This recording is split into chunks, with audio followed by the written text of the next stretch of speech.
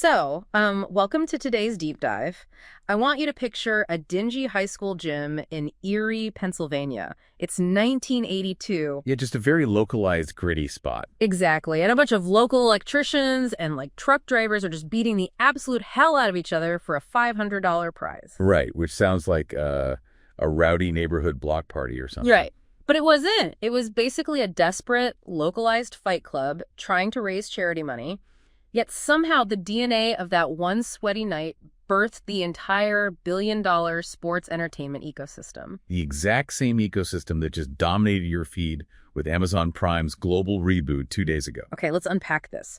How do you go from guys scrapping in a gym to a weekly syndicated television empire? Well, producers had to completely restructure the narrative, you know? You can't sell a raw average guy versus average guy format to national networks. Right, you need actual heroes and villains. Exactly. They had to invent a David versus Goliath model. So they cast these costumed, hyper-athletic professionals to act as permanent supervillains. And since everyone listening probably grew up wanting to beat those Goliaths in Joust or The Eliminator, it's really easy to romanticize that golden era. Oh, absolutely.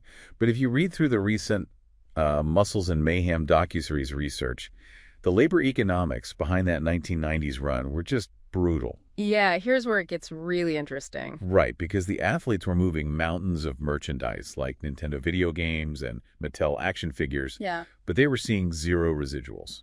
Wait, really? How does a television studio get away with literally selling your face on a toy without, paying you? Well, by making sure it legally wasn't their face. Wow. Yeah.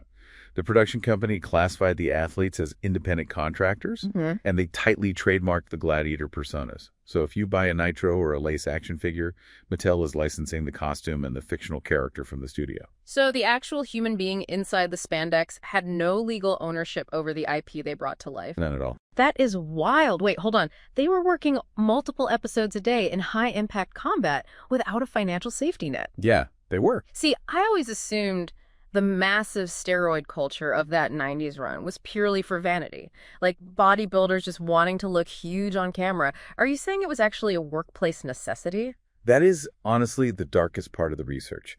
The early set mechanics were practically experimental.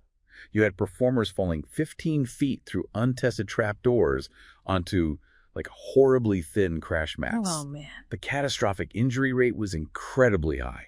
And the taping schedule was so relentless that anabolic steroids became this unacknowledged tool for sheer physical survival. Wow. It was the only way their torn muscles could recover fast enough to keep their job. So if the old model literally broke the human body, how does a modern producer cast a reboot without inviting massive lawsuits? We can't throw regional bodybuilders into a meat grinder anymore, right? Wow. You have to shift the entire definition of the athlete. Right, which brings us to the new 2026 Amazon Prime series they just shot in France.